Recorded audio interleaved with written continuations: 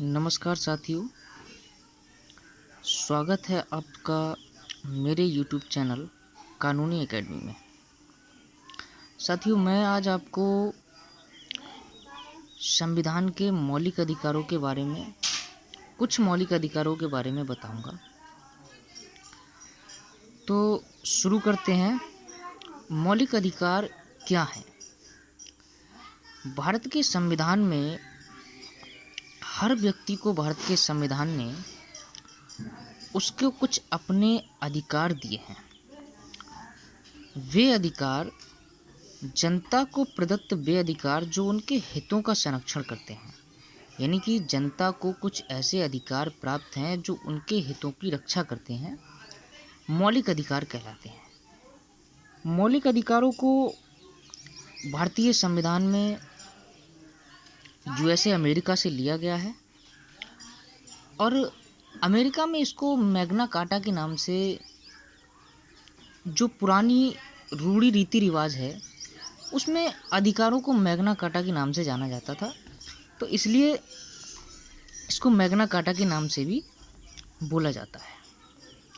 संविधान के भाग 3 में मौलिक अधिकारों का वर्णन किया गया है और ये अनुच्छेद 12 से लेकर के अनुच्छेद 35 तक इनकी जो है व्याख्या की गई है। अनुच्छेद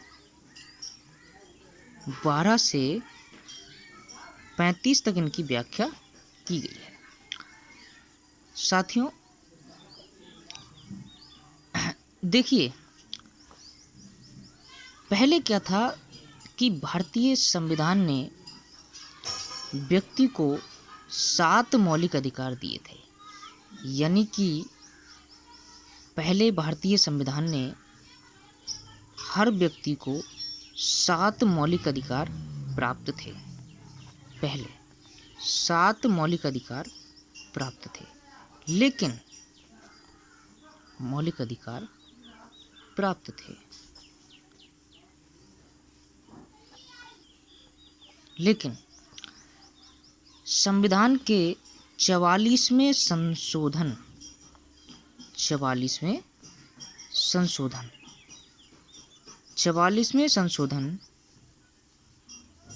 1976 के द्वारा एक अधिकार था जिसका नाम था संपत्ति का अधिकार।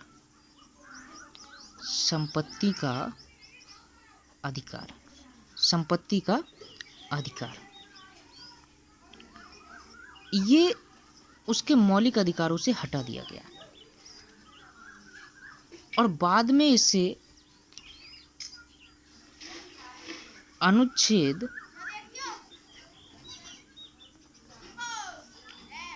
301 के तहत इसे कानूनी अधिकार बना दिया गया।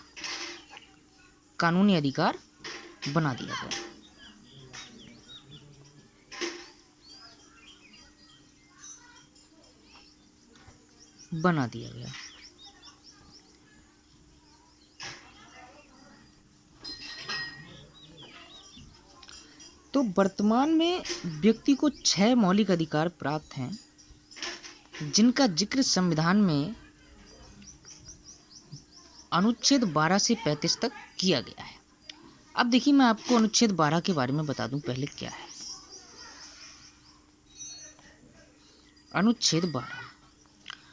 अनुच्छेद 12 में क्या है, इसमें परिभाषा बताई गई है। क्या बताया गया है? परिभाषा, यानी कि मौलिक अधिकारों की परिभाषा। तो परिभाषा में क्या है कि जनता को प्रदत्त वे अधिकार या जनता को प्राप्त वे अधिकार जो उनके हितों का संरक्षण करते हैं, मौलिक अधिकार कहलाते हैं। ये अनुच्छेद 12 में बताया गया है। इसके आगे अनुच्छेद 13 में क्या कहा गया है? अनुच्छेद 13 में कहा गया है कि मूल अधिकार से असंगत या उनका अल्पीकरण करने वाली विधियां, मूल अधिकार से असंगत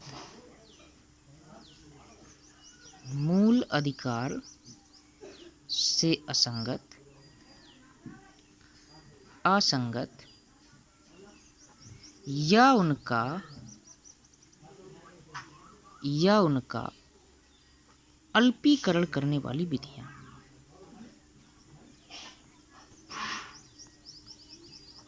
अल्पीकरण करने वाली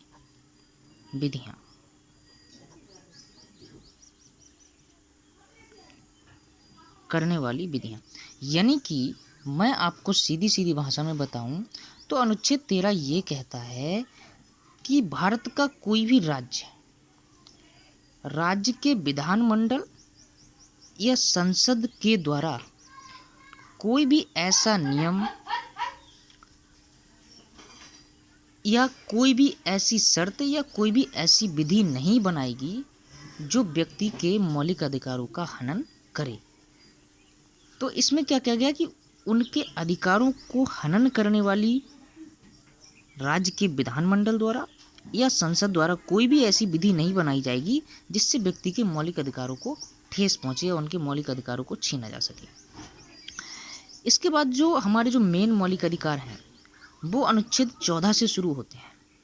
देखिए अनुच्छेद 14 में क्या कहा गया है।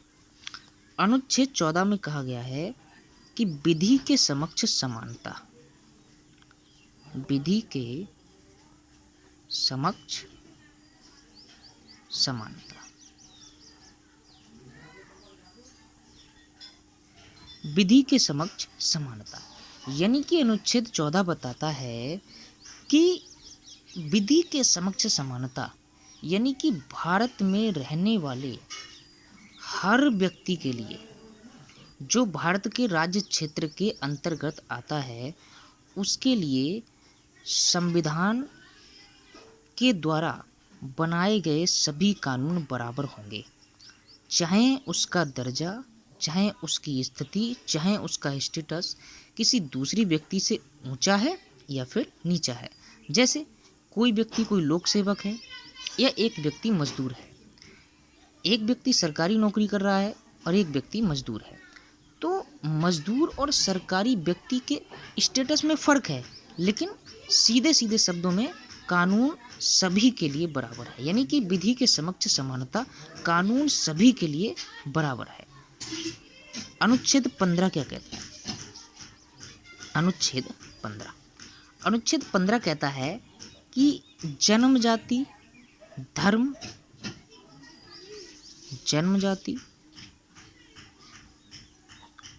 धर्म, लिंग, जन्म स्थान,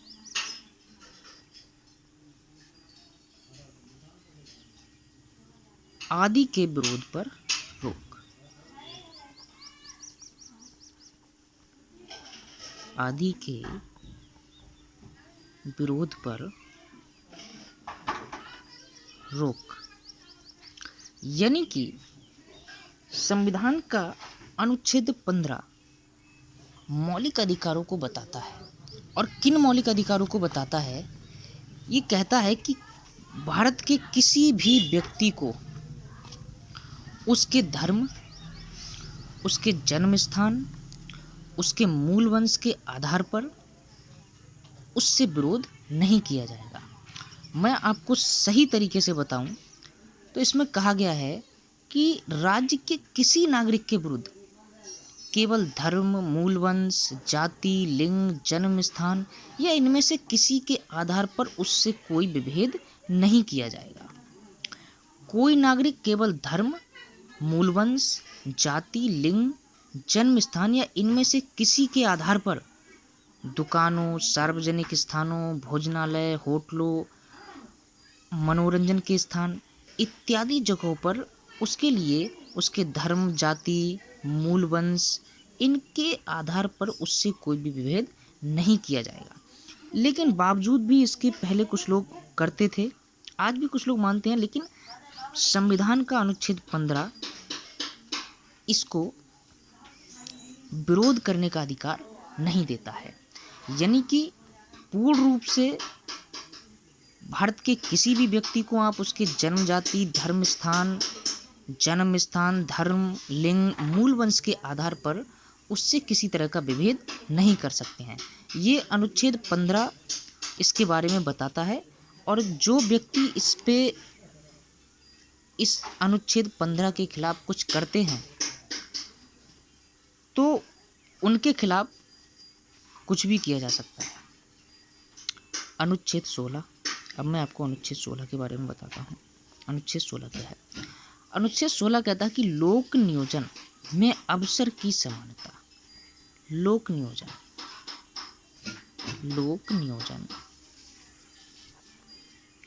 में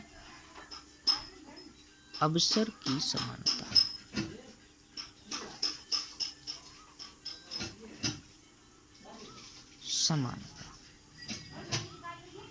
यानी कि लोक नियोजन मतलब लोक नियोजन यानी कि लोगों के लिए जो कार्य करते हैं, जिनको हम आमतौर पर बोलते हैं सरकारी नौकरी। सरकारी नौकरी में अवसर की समानता, यानी कि अनुच्छेद 16 बताता है कि भारत के सभी व्यक्तियों को ये अधिकार है, चाहे वह किसी भी धर्म का हो, किसी भी मूल वंश का हो, किसी जाति का हो, उनको सरकारी नौकरियों में बराबर की समानता दी जाएगी। भारत के संविधान के अनुच्छेद 16 में इसका वर्णन किया गया है, लेकिन इसमें कुछ नीचे अपवाद करके, अपवाद नहीं बोलेंगे उसको, कुछ नीचे लिखा गया है कि अनुसूचित जनजाति या पिछड़े वर्ग के लोगों के लिए इसमें कुछ विशेष छूट दी गई है। समानता सबके लिए है, मौका सबको मिलेगा, लेकिन अनुच्छेद 16 के अनुसार पिछड़े वर्ग के लोगों के लिए या अनुसूचित जनजाति के लोगों के लिए कुछ विशेष उपबंध बनाए गए हैं, कुछ विशेष छूट दी गई है। तो ये था अनुच्छेद 16। अनुच्छेद 17, अनुच्छेद 17, अनुच्छेद 17 क्या कहता है? अनुच्छेद 17 कहता है कि अस्पृश्यता का अंत।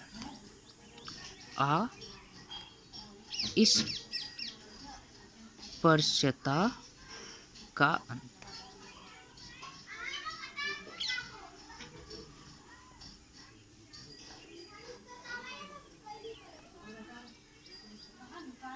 अस्पृश्यता का अंत। देखिए, मैं आपको एक चीज बताना भूल गया। ये जो मैं जो मौलिक अधिकारों की बात कर रहा हूँ, इनमें 12 में परिभाषा दी गई है। 13 में कहा गया है कि मौलिक अधिकारों का हनन हो ऐसी कोई भी विधि भारत सरकार द्वारा नहीं बनाई जाएगी। इसके बाद जो अनुच्छेद 14, 15, 16, 17 और 18, इसके बाद है अनुच्छेद 18।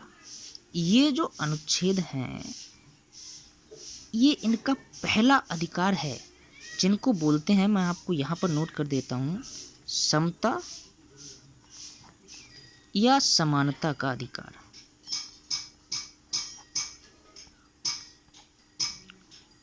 जो मैंने बताया था कि 6 मौलिक अधिकार हमें प्राप्त हैं। उन 6 मौलिक अधिकारों में पहला अधिकार है समता या समानता का अधिकार। तो समता और समानता का जो अधिकार है, ये 14 से लेके 18 अनुच्छेद तक इसको दर्शाया गया है। तो समता या समानता के अधिकार में जो 14 अनुच्छेद था, मैंने आपको बताया कि विधि के समक्ष समानता है। 15 में जन्म जाति, धर्म, लिंग, जन्म स्थान आदि के विरोध पर रोक। 16 में लोक नियोजन में अवसर की समानता।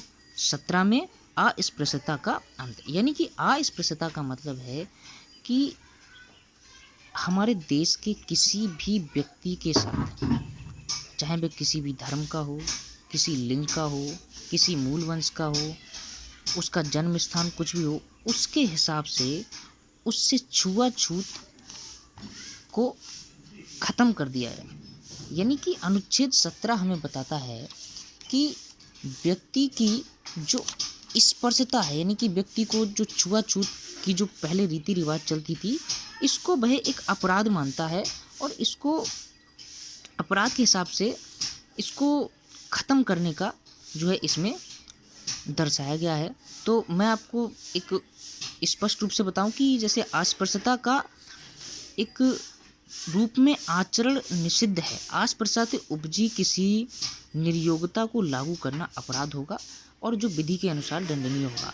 मैं आपको बताऊं, जो अब अस्पृश्यता के खिलाफ हैं जो लोग, यानी कि कोई भी अस्पृश्यता का व्यवहार करता है तो हम उसके खिलाफ कुछ भी कार्रवाई कर सकते हैं जिसके लिए उसको दंडनीय अपराध होगा। यानी कि भारतीय संविधान का अनुच्छेद 70 अस्पृश्यता का अंत करने के लिए बोलता है, यानी कि किसी के साथ कोई भी छुआछूत का व्यवहार नहीं होना चाहिए। उसके बाद अनुच्छेद 18 में क्या कहा गया है? उपाधियों का अंत। उपाधियों का अंत। उपाधियों का अंत, यानी कि उपाधियों के अंत में कहा गया है कि अनुच्छेद 18 बताता है कि उपाधियों का अंत। अब कौन सी उपाधियां, ये मैं आपको बता रहा हूँ कि भारत का कोई नागरिक किसी विदेशी राज्य से कोई उपाधि स्वीकार नहीं करेगा। यानी कि भारत का कोई नागरिक किसी विदेशी राज्य में यदि उसने कोई उपाधि स्वीकार की है तो वह उसके विदेशी राज्य में उसने स्वीकार की है, लेकिन भारत में इसका कोई औचित्य नहीं है। भारत में उसको इस तरह की कोई भी उपाधि लागू नहीं की जाएगी। कोई व्यक्ति जो भारत का नागरिक नहीं है, यानी कि कोई भी व्यक्ति ऐसा है जो भारत का नागरिक नहीं है, राज्य के अधीन लाभ या विश्वास के किसी पद को धारण करते हुए किसी विदेशी राज्य से कोई उपाधि राष्ट्रपति की सहमति के बिना स्वीकार नहीं करेगा। यानी कि मैं आपको बता दूं कि कोई भी व्यक्ति भारत का नागरिक नहीं है, लेकिन वह यहाँ पर किसी लाभ के पद पर है या कोई भी ऐसा कार्य कर रहा है, चाहे वह यहाँ पर किसी भी लाभ के पद पर है और उसको कोई उपाधि मिली है, तो वह उस उपाधि को जब तक धारण नहीं कर सकता जब तक कि उसके राष्ट्रपति की उस पर सहमति नहीं होगी। और इसके बारे में है कि राज्य के अधीन लाभ या विश्वास का पद धारण करने वाला कोई व्यक्ति किसी विदेशी राज्य से या उसके अधीन किसी रूप में कोई भेंट, उपलब्धि या पद राष्ट्रपति की सहमति के बिना स्वीकार नहीं कर सकता। यानी कि मैं आपको बताऊं कि पूर्ण रूप से उपाधियों का अंत है। जैसे आप पाकिस्तान के रहने वाले हैं और पाकिस्तान में आपको कोई जैसे आप भारत के नागरिक हैं और पाकिस्तान में जाके आपने कुछ ऐसा किया कि पाकिस्तान की सरकार ने आपको एक उपाधि दी, तो आपको वह उपाधि केवल पाकिस्तान तक ही सीमित है। भारत में उस उपाधि का कोई औचित्य नहीं है और ना ही उस उपाधि को आप अपने नाम के आगे लगा सकते हैं। यानी कि अनुच्छेद 18 पूर्ण रूप से उपाधियों का अंत करता है। केवल आप अपने नाम के आगे, यदि आप इंजीनियर हैं तो इंजीनियर, यदि आप डॉक्टर हैं तो डॉक्टर, यदि आप लॉयर हैं तो एडवोकेट, सिर्फ इन चीज़ों की इजाज़त देता है भारतीय संविधान का अनुच्छेद 18। बाकी किसी भी तरह की उपाधियों को और नाम के आगे लगाने की अनुमति नहीं देता। तो दोस्तों, अभी मैं केवल एक ही अधिकार के बारे में बता रहा हूँ, जो है समता या समानता का अधिकार, जो मैं मिस कर गया था लिखने के लिए। यहाँ पर लिखा हुआ है, देखिए मैं आपको बता दूँ, समता या समानता का अधिकार, जो कि हमारा पहला अधिकार है। टोटल 6 मौलिक अधिकार हैं, जिसमें पहला है समता या समानता का अधिकार, जिसको भारतीय संविधान में 14 से लेकर 18 अनुच्छेद तक दिया गया है। तो ये मेरा चैनल है, इसमें आपको लॉ से रिलेटेड सभी वीडियोस मिलेंगे। आपको एक से लेकर सारे अनुच्छेदों के बारे में ब्रीफ में एकदम अच्छे से जानकारी दी जाएगी। और सब्सक्राइब कर लीजिए, बेल आइकन दबा लीजिए, जबकि आपको जब भी कोई वीडियो डाला जाएगा आपको उसका नोटिफिकेशन मिल जाएगा। और यदि समझ में आए, अच्छा लगे तो ही लाइक करिए, अदरवाइज़ आप लाइक मत करिए। तो ठीक है, थैंक यू फ्रेंड्स।